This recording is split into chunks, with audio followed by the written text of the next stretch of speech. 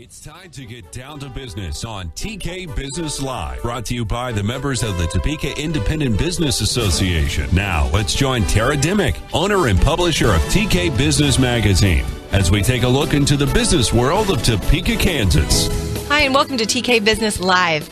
We've got a great show coming up. Karl Klein is going to be joining us, talk a little bit about the Small Business Development Center as well as 1 million cups. And Commissioner Shelly Buhler is joining us, and he'll be in the studio here shortly. I have Karl Klein joining me again. We had him on last week, and we're going to have him back. He is the director of America's SBDC at Washburn University. You might know that as Washburn Small Business Development Center. Welcome again, Karl. Thank you. Thank you for having me, Tara. So we didn't have enough time. We were talking about succession planning last week, but this week I wanted to learn more and kind of get an update on 1 million cups. Tell me a little bit about what this is, and then how are we doing on it? Oh, absolutely great.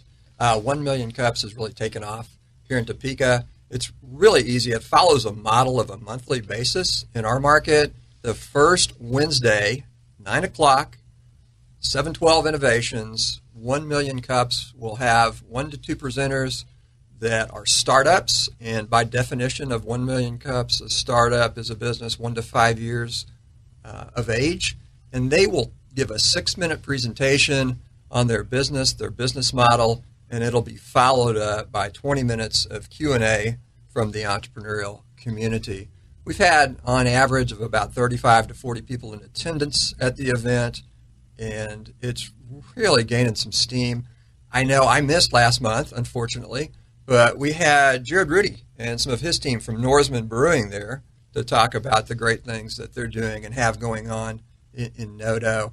And if you would like to apply to present or just attend the event, just Google 1 Million Cups Topeka. There is a couple of links on that landing page, and you can follow it or you can apply to present. I would encourage you at least to go on and follow 1 Million Cups, and you'll be made aware of the upcoming presentations. Really, the whole theme behind 1 Million Cups is to allow entrepreneurs in our community to come have a platform to talk about their product or their service to a very diverse group in the community, and then get some feedback from the entrepreneurial community. And I think one of the key questions that gets asked at just about every event is, what can we being the entrepreneurial community, do for you as an entrepreneur? And there's all kind of interesting dialogue that takes place out of that question and the comments that occur. So how do people feel safe about their idea? Is there, what makes it a safe place to be? Well, I mean, it's safe in the sense that the entrepreneurs that present at 1 Million Cups already have a business up and running, and they're trying to gain some traction in the market. So they're really trying to get the word out there, find partnerships, whether they be strategic partners or funding partners, people that are going to be on board or that can provide them with additional resources and information to help grow their business. That's the typical market that we're looking at. And it's just really an awareness. That's awesome. I love it. I think it's a great program. It came out of Kaufman Foundation. Foundation in Kansas City. They do one every week. There is an entrepreneurial community in just about every major city throughout the United States. When they went to the 1 month platform, we jumped all over that. And I want to say we were about the 89th to 100th community in the country to start at 1 million cups here, which has really been a good thing. Yeah, that's awesome. Okay, talk a little bit more about what all Washburn Small Business Development Center can do for businesses and how somebody can take advantage of what you have to offer. Sure. Our primary function is advising services for everything from starting a business to succession planning, which I talked about last week, everything in between. We do as much as marketing with clients, startup consulting, business plan consulting, getting people ready to go and access capital.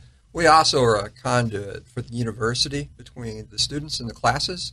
We do projects every semester with students in marketing. Dr. Michael Stoika and his marketing students are attached to local businesses to do a marketing plan for them. I usually have at least one entrepreneurial clinic course each semester where we'll connect students with local businesses to work on a strategic plan, a new product launch, a new theme, just a variety of different concepts, service and business and product ideas. Well, I can say I was in a class with Stoika back in my undergraduate, seems like a long time ago.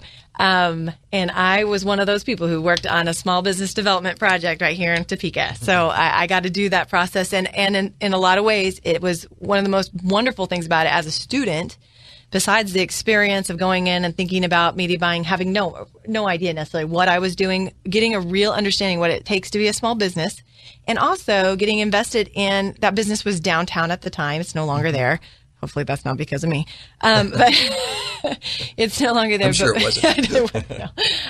But it was a way for me to understand what was out there in our community and to grow more and more connected with the community. So it is both for the business, but also for those individuals and that we're looking for to be in our workforce, yes, for them to grow. Absolutely. And the value proposition is probably 50-50. It goes both ways with the students. And over the years, I've been doing this quite a few years now. I've seen several of the students get jobs locally from those connections that they created with the small businesses here in Topeka. So it's great to keep that young talent here in our community. Absolutely. Karl, thanks for everything you do. Great to have you on again.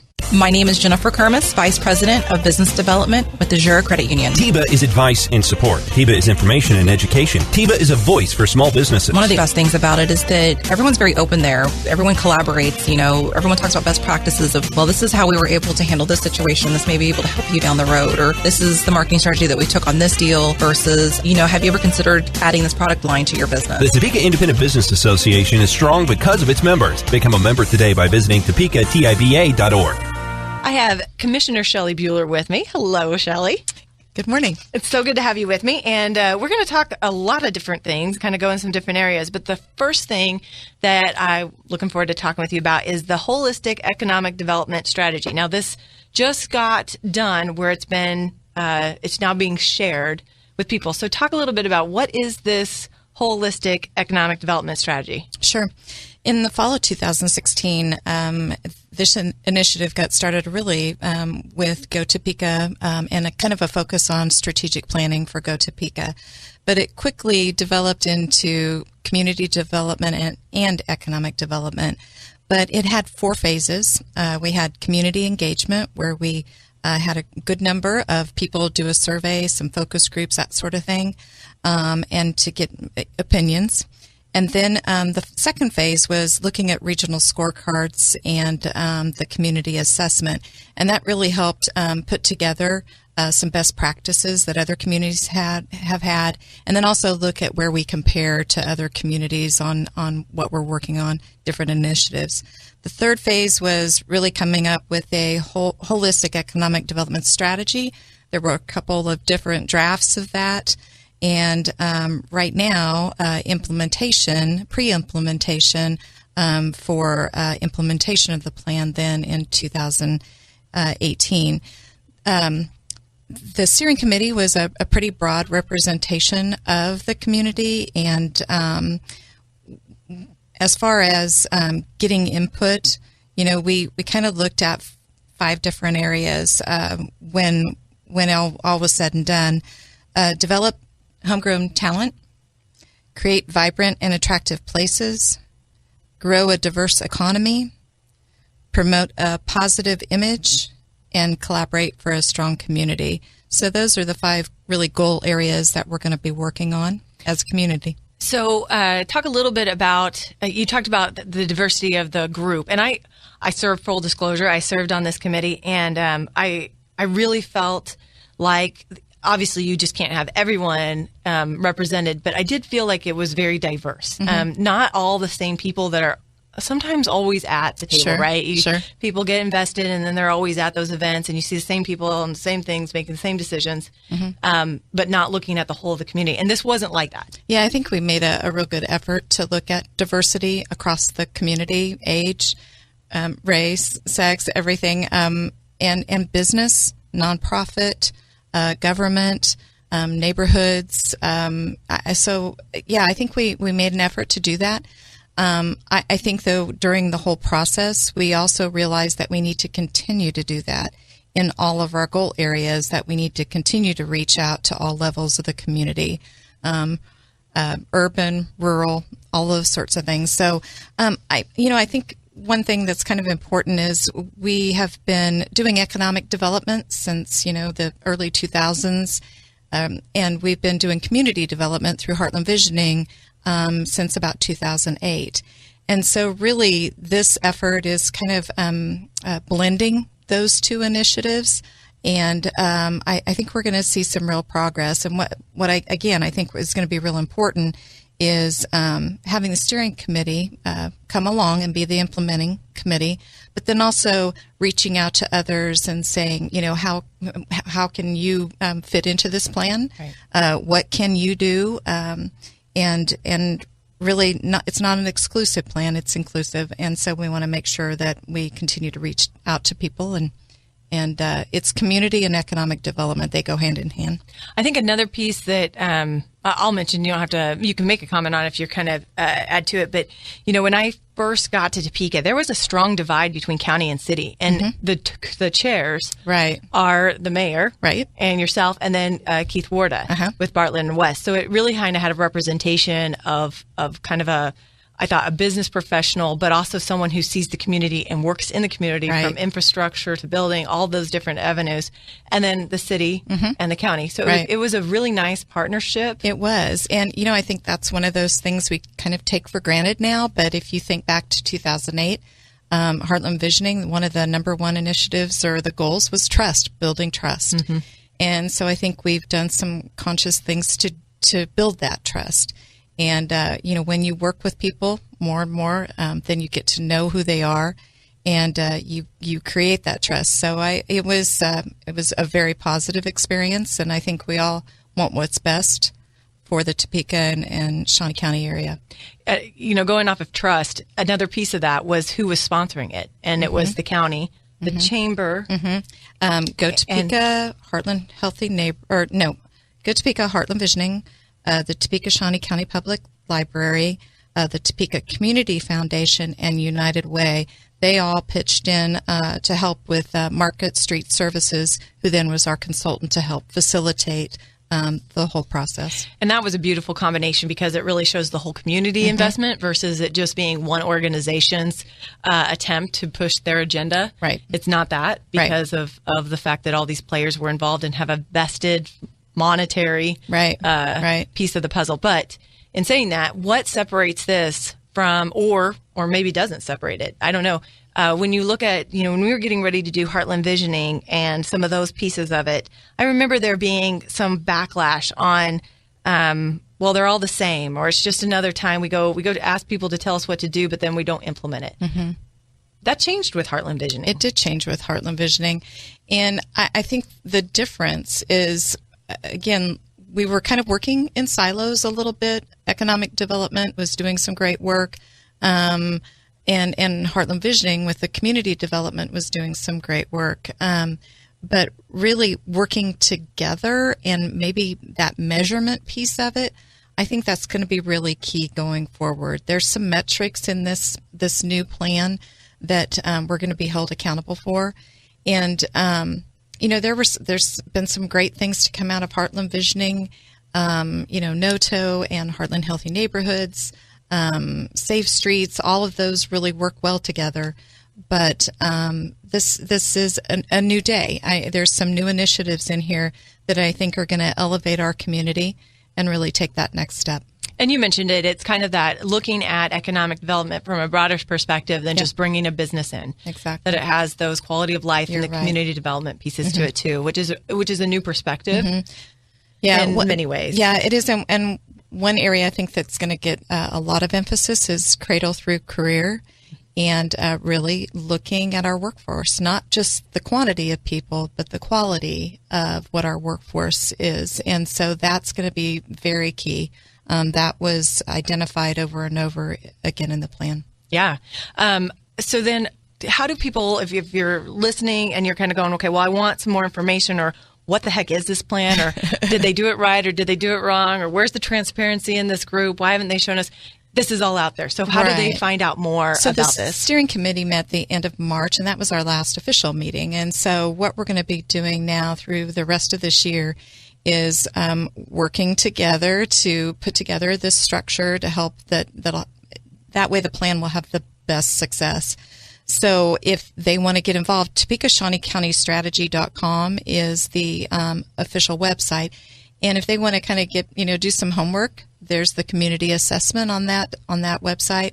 It's a 64-page report, but it's good. It kind of really helps sets the stage for what we're going to be working on. Contact probably Matt Pavarnik with Go Topeka. You can contact one of the tri-chairs, Keith Warda, Mayor Wolgast, or myself.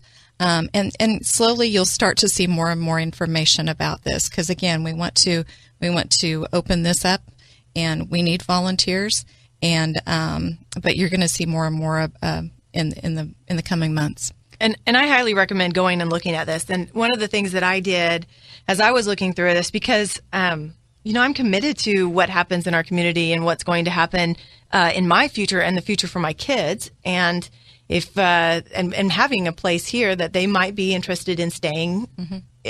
I'm kind of invested in having some grandkids here. That would be awesome. So what I did is I actually pulled it up, and I printed it out, because even though I'm young, I'm old school. And so I printed it out, and I grabbed my highlighter, and I looked for ways that I could go, I feel like my company, like Invista, or the business I own, TK, or myself just personally felt an urge to lean that way. And I went and highlighted every area that I felt like maybe I could engage in. And that way it's a part of the conversation in my head to not be against, they shouldn't be doing that, or why would that matter, but leaning in towards the things that I feel like, no, of course, that's not my area of interest. I have no engagement in that. I don't even know what the numbers are for that, whether we're good or bad. But over here, there's some really good stuff that our company could grow from, or gosh, we could really help out with that homegrown talent, or we could support this, or maybe this is where we do our contributions. All those different things can go, okay, so now I'm part of helping this process be better. So I think there's an opportunity to really, for lack of a better word, lean in to the process rather than go against it or say this is wrong, because, not having all the information makes a difference. Right. And I think it's so important that we are continually improving and kind of refining our plans. And that's a healthy community that's continually self-assessing what we need to do better.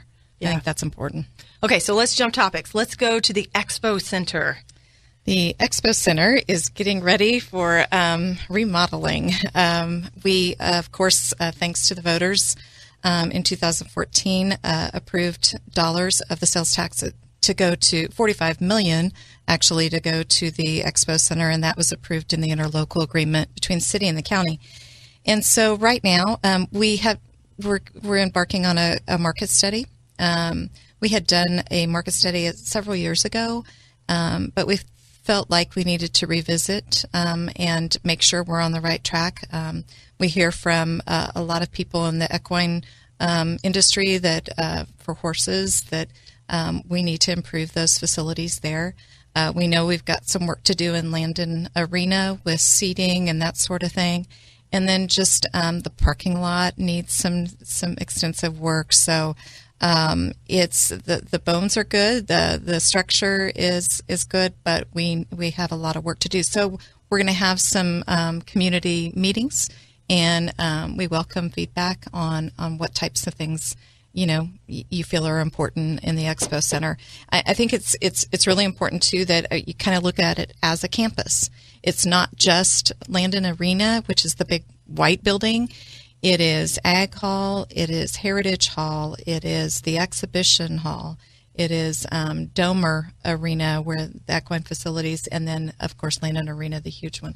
But Manor Conference Center is with the hotel, so that is separate, so there will not be any improvements there, but then in all those other facilities we'll have improvements. I think another thing that I don't know that everybody knows this, because I really don't think I knew this until we did an article, and I remember meeting with H.R. Cook back when he was here, and I think people, when they think of an Expo Center, they also think of it like Sprint Center or something like that. And ours isn't that. No.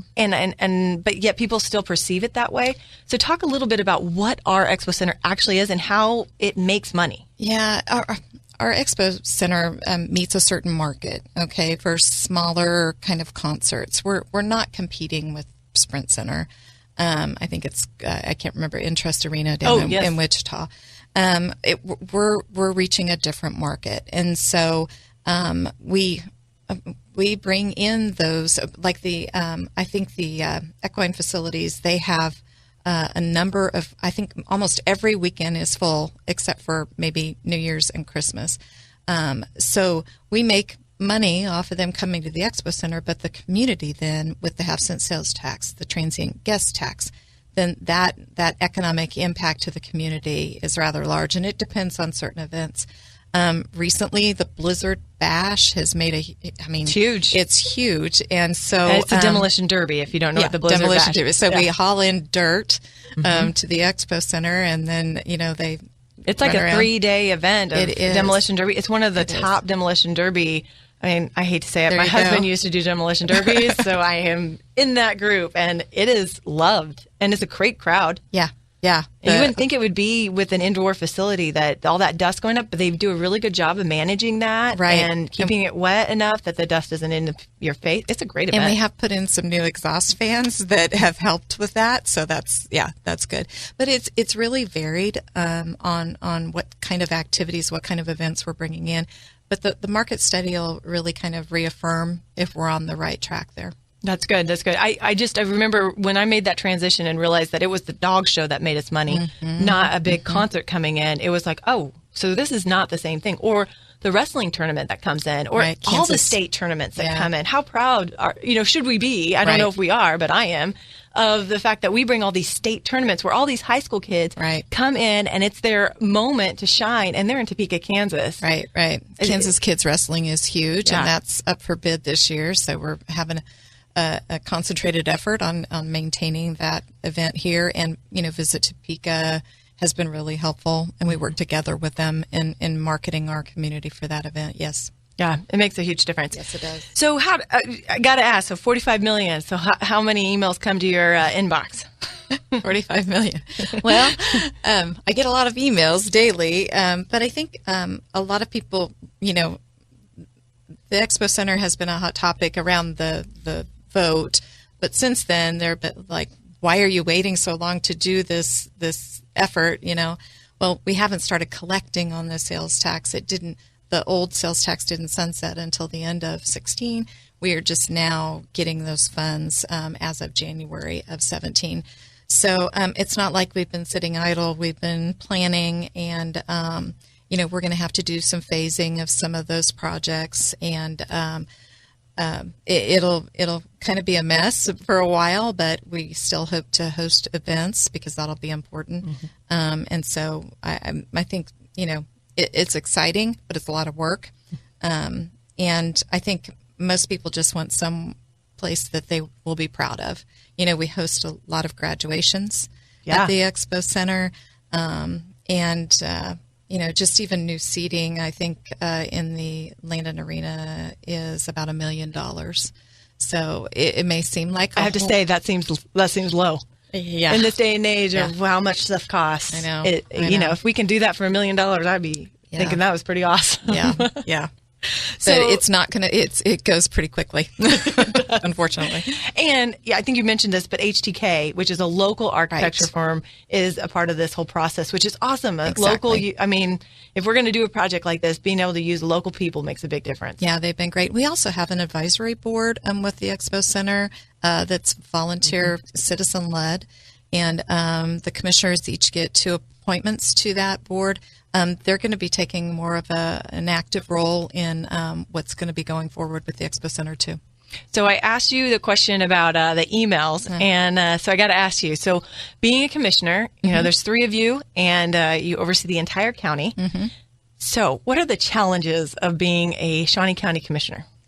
Well, I think the challenges are the work is so varied from day to day. One day you'll be talking about building a bridge and what it takes to build a bridge, and the next day you're talking about economic development, what that means. You're talking about community health and what that means. So we have a lot of responsibilities at a county level, and just kind of juggling all those and making sure that they see, they're important.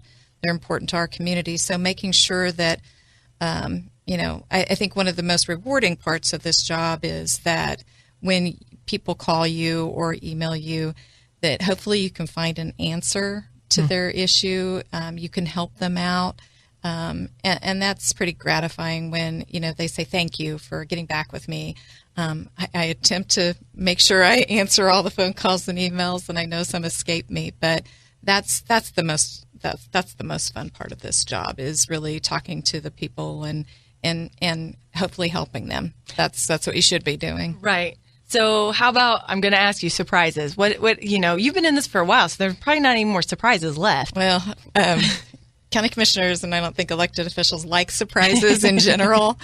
But the surprises are, I'm constantly renewed, with energy and with spirit, just when I come in contact with, people who are doing things in the community. I mean, just when you think, can I do this? And you're constantly amazed by people who just step up and they're doing their job. They're going the extra mile. That's gratifying to me. But, is it always rosy? I mean, every job has its tough days, and so does being a county commissioner, but I do thoroughly enjoy it. So, can't let you go without making this comment, but, you have a tougher road to hoe whenever you have to go up for election, because you are an independent. So you have to go and collect how many? Yeah, it's about 1,800 signatures. It depends. But usually as an independent, you can't file by writing a check. You must file by collecting signatures. So for an independent, you have to collect, I think it's 3 or 4% of the last register or the last election. So for me, it's about 2,500 signatures to ensure that I have 1,800. You can't have any repeats. I can't have any. Maybe somebody isn't a registered voter. They just have to be a registered voter in my district. And so, and you take that huge stack of signatures to the election office, and you hold your breath that you are then a candidate, because there's no other way to be an independent candidate. So that's a little stressful, but for me, at a local level, when I first ran, I felt like partisan politics didn't need to be at the local level, and it was really a good way for me. I was new to Shawnee County politics, to really get to know people at their doorstep and asking for their signature.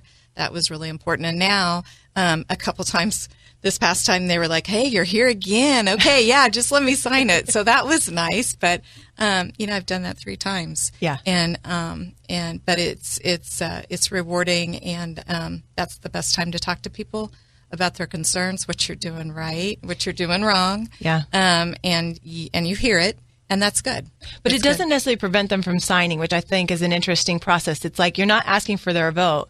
You're asking for the opportunity to run. Right. And that is in some ways, I think you have an advantage, because you've been at their doorstep and you've had that conversation with them. Yeah. Or someone who's representing you. Well, and we do have a balance on the commission right now. We have 1 Democrat, 1 Republican, and 1 independent. So it seems to work pretty well. It does. Yeah. It's kind of a nice balance between the 3 of you. It is. Okay. Well, it's been a pleasure getting to talk with you about all these things. I'm sure we could go on and talk about more stuff. So I need to have you come on again in the future. If somebody wants to get a hold of you or ask you a question or recommend something or complain, hopefully how do they talk to you? So you can send me an email at Shelly, SHELLY, Buhler, BUHLER, at snco.us. Or they can go on the county website, the snco.us, that's the Shawnee County website, or my cell phone, 785-608-8038, and just leave me a message and I can get back with you. So, yeah. Awesome. Shelly, thanks so much for joining me. Thanks for inviting me. Thanks so much to my guests, and thank you for joining me on TK Business Live. Have a great week. Thanks for joining Tara and her guests on TK Business Live. Join us again next Sunday at 11:30 to hear more from our community business leaders, entrepreneurs, and people making a difference in the landscape of how business is progressively moving forward in Topeka. TK Business Live is brought to you by the members of the Topeka Independent Business Association.